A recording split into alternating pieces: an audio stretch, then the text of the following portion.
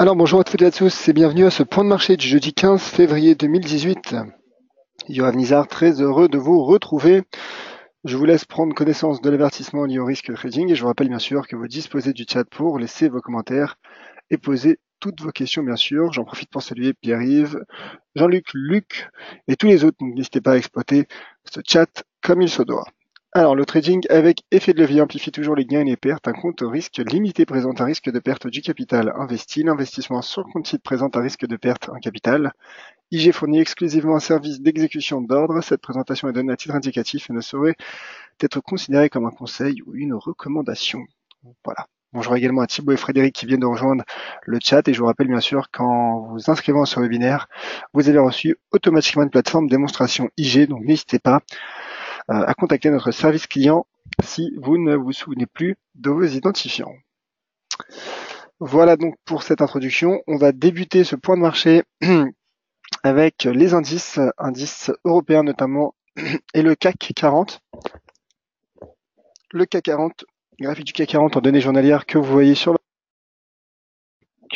votre écran. Donc le CAC qui aura solidifié et confirmé son support à 5088 points. Le CAC qui a rebondi donc après avoir chuté, on s'en rappelle, c'était en début de semaine dernière, emmené notamment par la chute de Wall Street, et le cours qui retrace et qui, selon moi, n'a pas encore achevé son potentiel, puisque voilà, je pense que la prochaine résistance, prochain seuil à surveiller se situe à 5295 points, et d'ailleurs ce seuil est situé très proche du seuil à 5300 points, qui est le seuil, je dirais, assez symbolique à court terme sur l'indice parisien. Alors, on voit également un RSI qui tente de repartir, mais finalement, ce rebond aura été initié avec ce doji, à la suite de ce doji qui est une bougie d'indécision et donc potentiellement de fin de tendance en cours. Et le doji sur support aura donc procuré ces effets puisque le cours désormais travaille ce seuil à 5295 points qui d'ailleurs, si on prolonge vers la gauche ce tracé, on se rend compte que par le passé, au mois de novembre et également au mois de décembre, ce seuil correspondait aussi donc à un niveau de support. Donc voilà, je pense que le CAC 40 n'a pas encore achevé son potentiel. En revanche, sur du moyen terme, en effet, ce seuil finalement pourrait jouer un rôle pivot. Donc, c'est-à-dire qu'en cas de repli, en cas d'échec sous les 5295, le CAC pourrait finalement se stabiliser à l'intérieur d'un range et retrouver les 5088 points. En revanche, en cas de franchissement, je pense que sur du moyen terme, le CAC pourrait retrouver ce seuil à 5415 points. Voilà. Donc, je vais passer au DAX. Configuration assez similaire, avec bien sûr les niveaux qui diffèrent. Mais voilà donc le graphique du DAX en données journalières. Alors, le temps qui se charge. Voilà.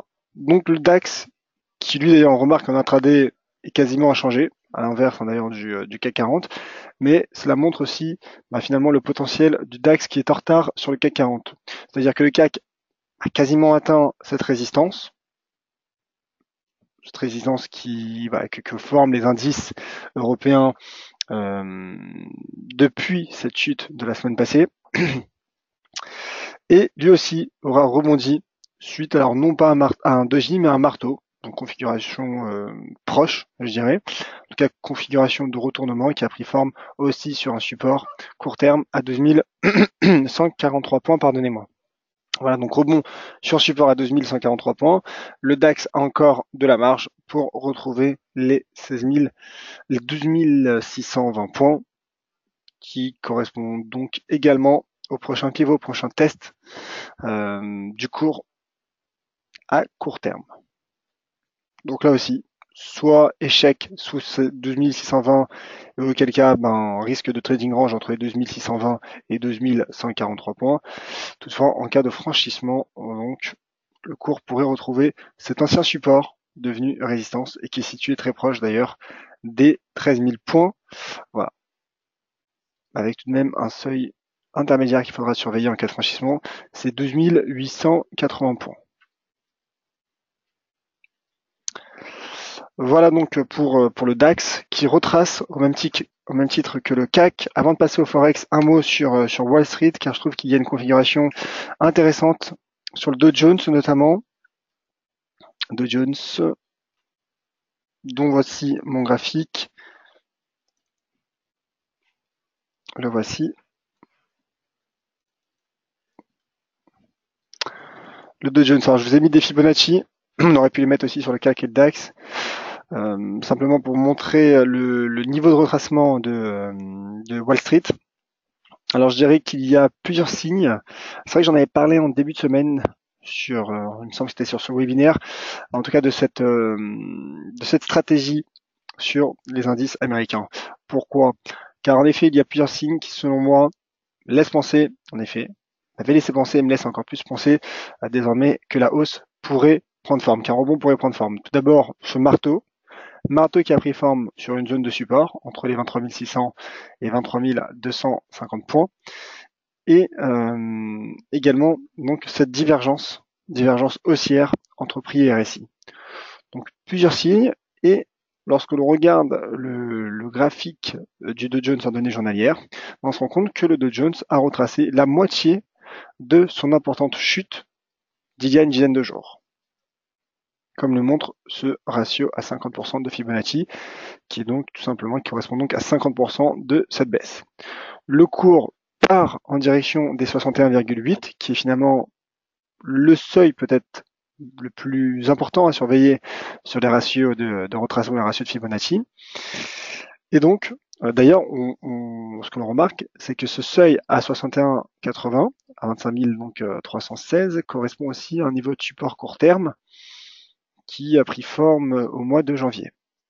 Donc ce n'est pas un niveau anodin, et à court terme, il pourrait s'agir d'un pivot sur le Dow Jones.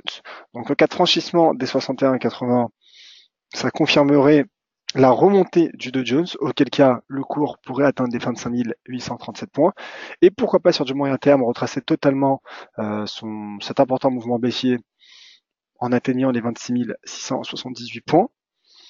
Mais voilà, pour le moment, il n'y a pas encore de franchissement. Il n'y a pas encore de franchissement. D'ailleurs, les 50% de Fibonacci ne sont pas encore finalement confirmés. Le franchissement n'est pas encore confirmé car la bougie journalière est encore loin d'avoir clôturé.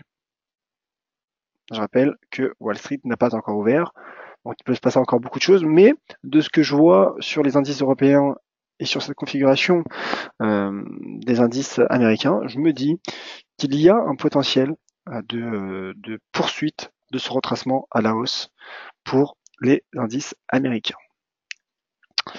Voilà donc pour le Dow Jones, plusieurs éléments donc favorables à une remontée du cours.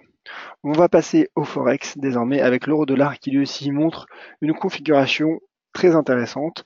Pourquoi? Tout d'abord car l'euro-dollar aura tenu cette zone de support composée à la fois de cette droite de tendance haussière, une droite de tendance qui était initiée le 18 décembre dernier, puis ce niveau de support chartiste, vous voyez, qui correspond à ce sommet du 12 janvier et ensuite à ces creux des 22 janvier et 8 et 9 février. Donc support chartiste à 1,2210 qui est situé très proche donc des 38,2% de retracement selon les niveaux de Fibonacci. 38,2% donc de cette impulsion haussière, d'où part d'ailleurs la droite de tendance, d'un niveau très proche, et donc le cours aura rebondi sur ce triple niveau, j'ai envie de dire, ce triple niveau de support, suite d'ailleurs à un enchaînement de deux marteaux. Donc le cours qui a rebondi et qui retrouve son sommet annuel, situé très proche des 1,2530. En tout cas, ce plus récent sommet. Alors, ce sommet en soi joue un rôle de résistance. Il s'agit finalement de ce que l'on appelle les points naturels en analyse technique. C'est-à-dire que par définition, un sommet en soi pourrait faire barrage à l'évolution des cours. Voilà. Dans l'analyse comportementale d'ailleurs, cela paraît logique, puisque du coup le marché hésite à effectuer un niveau plus haut ou non. Donc, en tout cas, techniquement, le cours bute pour le moment sous les 1,25-26, ce point haut, très proche d'un 1,25-30. Et regardez ce que nous dit le momentum, regardez ce que nous dit l'indicateur RSI. Ah ben, il décélère. Il décélère. Alors, il n'y a pas de divergence, mais on sent un essoufflement, en tout cas je sens un essoufflement en analysant le RSI. Donc je me dis que un repli technique sous les 1,25-26, sous ce sommet, pourrait finalement se concrétiser. Voilà, je pense qu'il y a un risque baissier. Alors toutefois, au vu de la dynamique et de la vigueur de ce rebond et de cette hausse de l'euro-dollar et de la tendance, n'oublions pas que la tendance de fond est haussière, bien sûr qu'un franchissement est possible, bien sûr qu'un franchissement est envisageable. Mais en tout cas, dégager une stratégie haussière à ce stade de l'évolution du cours, bah ça, je ne peux pas le faire car l'analyse technique ne recommande pas d'acheter les niveaux de résistance. Donc, deux stratégies qui peuvent être mises en place, soit attendre le franchissement de ce sommet, auquel cas ce sera un message clair de la part du marché, un message haussier, soit en effet dégager une stratégie baissière de repli qui serait finalement plutôt cohérente du point de vue technique pur. Alors, j'aurais préféré en effet voir une divergence baissière en données 4 heures, vous voyez dans les unités de temps inférieures, que je ne trouve pas. Donc pour le moment, il n'y a pas de divergence. Mais toutefois, en cas de divergence ou de doji ou de shooting star sous ce niveau, clairement, le risque baissier serait confirmé puisque finalement, nous aurions un pattern de retournement à la baisse sous un niveau de résistance. En données horaires aussi, j'ai regardé il y a quelques minutes, je n'en ai pas trouvé. Vous voyez, puisque là, il ne s'agit pas d'une divergence puisque ce sommet est situé très légèrement au-dessus du premier. J'ai eu un moment de doute, mais en vérifiant, voilà, ce sommet est situé supérieur donc au précédent. Donc voilà, on ne peut pas dire pour le moment il y a de signes de baisse, signes de risque baissier. Donc l'euro-dollar reste bien orienté. Il faudra surveiller comment il gère donc ce sommet court terme. Alors voilà pour l'euro-dollar. Je poursuis avec l'USD yen. L'USD yen, et c'est vrai que pour lequel je suis étonné, très étonné. Je m'attendais pas à cette baisse, mais ma stratégie est invalidée. Voilà, ma stratégie est invalidée. C'est un risque baissier qui semble s'installer sur le taux de change USD yen. Alors, pour ceux qui viennent de rejoindre dans ce webinaire, qui ne le connaissaient pas avant, c'est vrai que ma stratégie était haussière sur l'USD yen. J'en avais parlé souvent ces derniers temps, notamment sur ce niveau de support à 108,55, voilà, 108,13 même d'ailleurs, 108,13, qui est en train d'être cassé. Alors certes, la bougie hebdomadaire n'est pas encore clôturée, mais tout de même, cette fois-ci, il y a un risque sérieux puisque, à la différence d'hier, le cours a cette fois cassé, en tout cas est passé sous son point bas du mois de septembre. Donc là, il y a clairement un risque baissier. Ma stratégie haussière est invalidée. Le RSI poursuit sa baisse. Et donc, risque baissier sur l'USD yen. Et je répète, donc ma stratégie haussière est invalidée. Voilà. Je vous avoue être assez étonné. Parce que voilà, je m'attendais tout de même à ce que le rebond prenne forme sur ce niveau de support qui se tient les cours depuis quasiment un an. Mais le marché en a décidé autrement. D'ailleurs, voilà, il y avait un début de contradiction entre prix et RSI qui n'a pas non plus procuré ces effets, qui ne s'est pas matérialisé tout simplement, qui ne s'est pas concrétisé. Et donc, voilà, cette fois-ci, il y a un risque baissé sur l'USD yen. D'ailleurs, malgré finalement les mauvaises statistiques,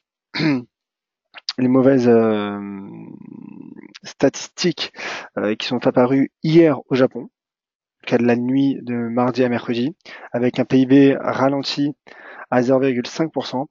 Malgré finalement ces mauvaises statistiques, le yen reste racheté et c'est surtout le dollar, comme on l'a vu notamment sur le graphique de l'euro-dollar, qui est pour le moment vendu sur le Forex. Le dollar qui rebondissait depuis l'entame du mois de février, qui repart à la baisse.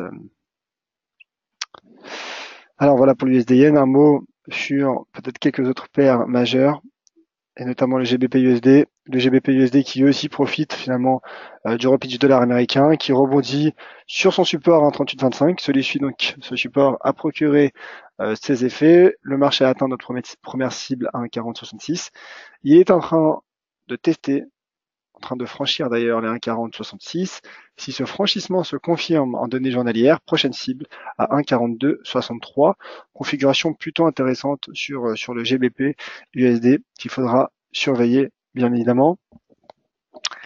Et peut-être un dernier mot sur le cours de l'once d'or. Ensuite, je passerai aux questions. Alors l'once d'or, à l'image de l'euro-dollar d'ailleurs, une petite corrélation qui est due au dollar américain. Donc, en tout cas, corrélation inverse avec le billet vert, avec le dollar américain. L'once d'or, qui a, elle aussi, rebondit de belle manière sur un double niveau de support, que vous voyez. Vous voyez, je vous ai mis des Fibonacci aussi. Rebond donc sur les 23,6% de Fibonacci. Je vais passer simplement en données hebdomadaires, puisque le graphique me paraît plus intéressant. Donc, vous voyez, je vous ai proposé donc ces seuils de Fibonacci en partant de ce point, donc de cette impulsion.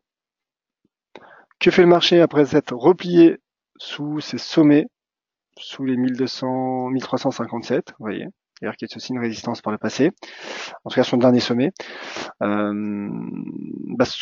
Après avoir subi donc un repli sous ce sommet, l'once d'or a rebondi sur son premier niveau de support à 1308 $, qui donc correspond donc au 23,6% de retracement selon les seuils de Fibonacci.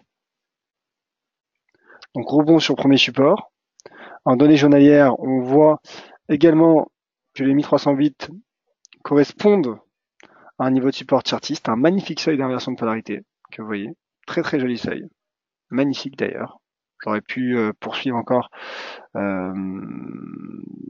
prolonger du moins cette ligne rouge que ces points d'août dernier. En tout cas, tout ça pour dire qu'en effet, le cours de l'or rebondit sur un très joli niveau de support et qui a retrouvé lui aussi maintenant une zone de résistance. En tout cas, sa résistance, son précédent sommet à 1357 $.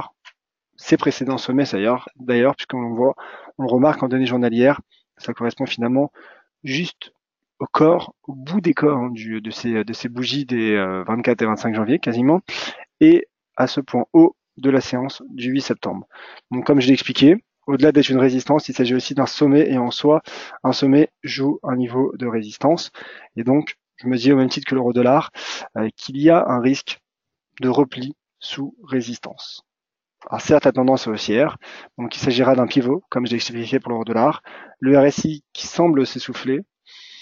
Donc je pense qu'il y a un risque sous les 1357, mais toutefois, bien sûr, en cas de franchissement, cela validerait et relancerait du moins la hausse potentielle du cours de l'once d'or. Voilà donc pour ce tour d'horizon de la séance du jeudi 15 février. Je vais passer aux questions et commentaires. D'ailleurs, je vous en profite pour vous remercier car vous êtes nombreux à ce webinaire. Alors, quelques commentaires sur les indices, notamment Thibaut. Une question sur le DAX. Il y a une résistance en intraday à 12 474. À voir s'il n'y aurait pas un rebond. Qu'en pensez-vous? Alors, déjà, s'il y a une résistance, il y a plutôt un risque de repli, il me semble. Et je regarde simplement le graphique pour ne pas vous dire de choses fausses. Donc en intraday, alors on va mettre notre graphique en données horaires à 12 474. 12 474, en effet. Oui, je la vois. Résistance qui pour le moment fait barrage en effet. Alors n'oublions pas qu'il s'agit simplement d'une résistance en données horaires. Tout dépend de votre horizon de temps. L'analyse que je vous ai proposée un peu plus tôt dans ce webinaire était une analyse de moyen terme, swing trading moyen terme. Donc oui, en effet, ce qui explique qu'un intraday qui est ce repli technique, mais regardez, le cours tente déjà de rebondir sur son prochain niveau de support. Donc voilà. D'où l'intérêt de varier en effet entre les différentes unités de temps. Pierre-Yves qui indique que le Dow Jones est coiffé par la moyenne mobile 50 jours. Alors on regarde.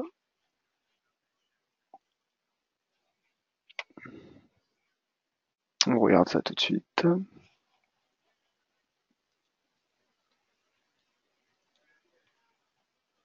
Je mets, voilà, le temps simplement voilà, de mettre la moyenne mobile 50 jours.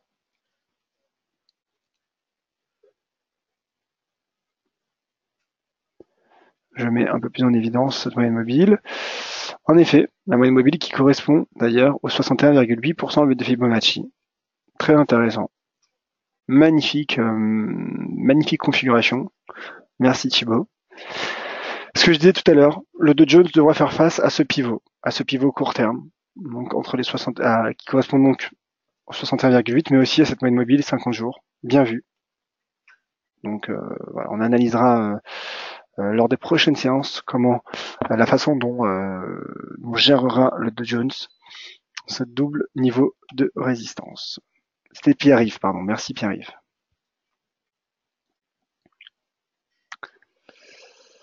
Alors bonjour Ramzi, un mot sur le NZD USD, demande à Ramzi.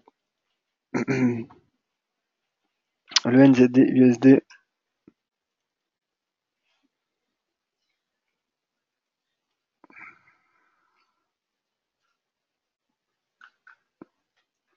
NZD USD qui est confronté à une résistance, qui a rebondi suite à ce petit marteau, qui n'en est pas vraiment un, mais dans l'esprit on pourrait le considérer comme un marteau, et qui teste donc désormais cette résistance hebdomadaire. Donc je pense qu'il y a un risque baissier, bien qu'attention, un risque, je dirais un potentiel franchissement est possible au vu de la faiblesse du dollar américain.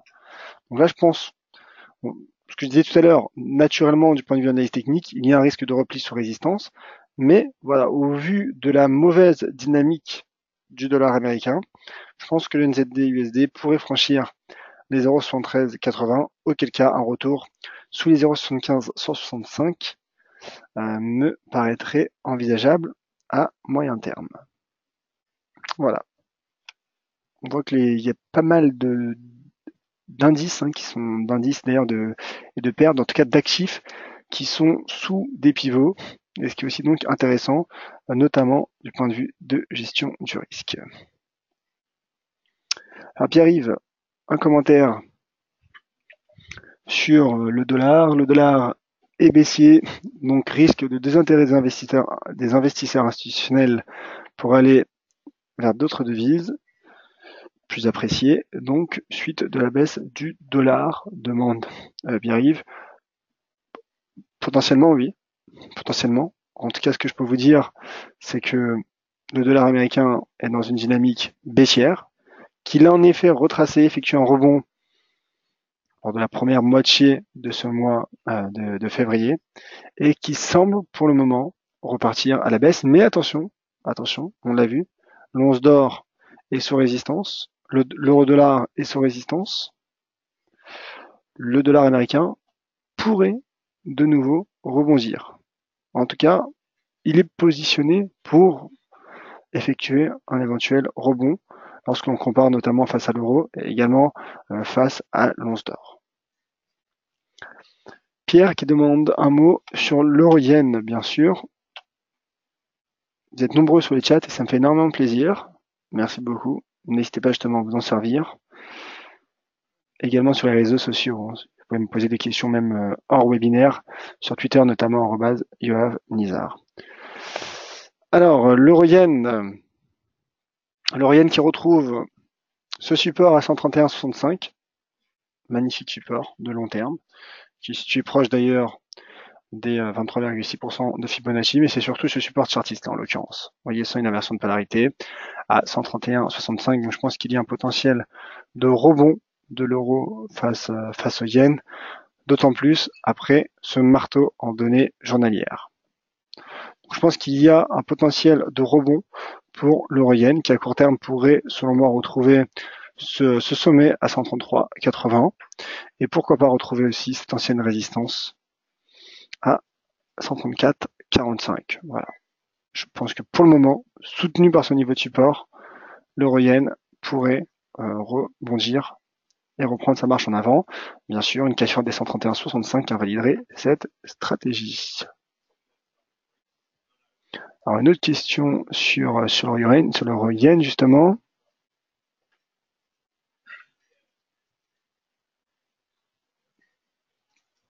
Alors Franck, sur l'euro-yen, on a cassé le support oblique. On peut atteindre les 130,90. Alors déjà, ce qu'il faut savoir, c'est que tout est possible. On peut toujours tout atteindre. Un cours peut toujours tout atteindre. Moi, je fais pas simplement, voilà, de mon point de vue technique. Alors l'oblique, c'est vrai que je ne l'ai pas tracé.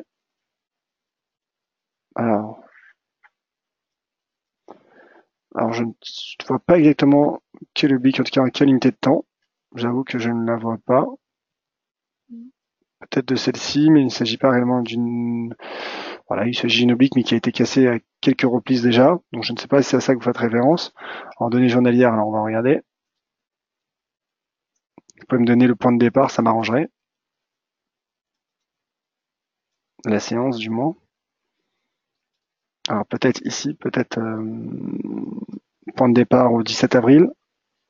N'hésitez pas à me le confirmer, s'il vous plaît, sur le chat.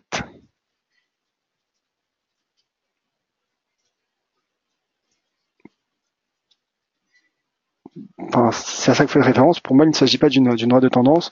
On a seulement 2 points de contact. Le troisième n'en est pas réellement un. Voilà, donc c'est ça, vous me confirmez, merci. Voilà, pour moi, il ne s'agit pas réellement d'une droite de tendance, mais en tout cas, oui, elle a été cassée.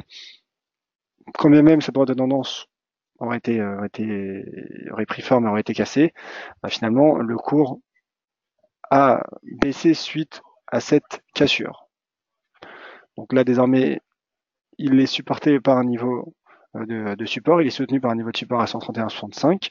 Donc sur support, je pense qu'il y a un potentiel de rebond. Après, encore une fois, cette stratégie peut être invalidée. On a vu que sur l'USD-Yen, la stratégie était invalidée, ce n'est pas la première fois d'ailleurs, et ce ne sera pas la dernière. Et en cas de cassure donc des 131,65, en tout cas, cette stratégie serait invalidée. En cas de cassure, vous donnez en clôture journalière. Voilà, je pense avoir fait le tour des questions, il me semble. Donc merci à toutes et à tous d'avoir été nombreux à ce webinaire et nombreux également sur le chat. On se retrouve donc demain à 10h30. Vous savez maintenant, ça fait quelques semaines désormais que mon webinaire du vendredi a été avancé à 10h30. Donc je vous attends nombreux demain. Et d'ici là, bien sûr, sur Twitter, @YoavNizar. Merci à toutes et à tous. Soyez prudents sur les marchés et à demain 10h30. Au revoir.